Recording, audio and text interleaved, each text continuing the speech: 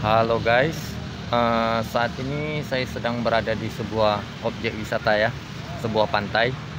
Seperti di belakang saya itu.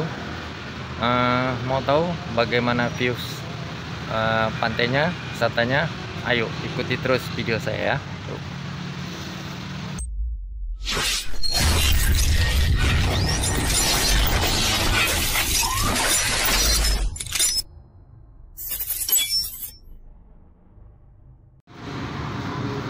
Nah, itu adalah pintu masuknya ya guys.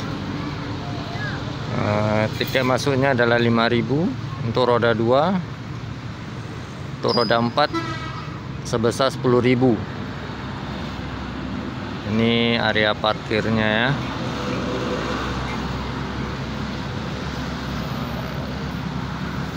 Kita bebas parkir di sini, mau di mana?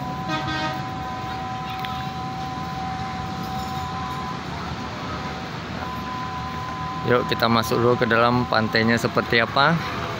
Yuk.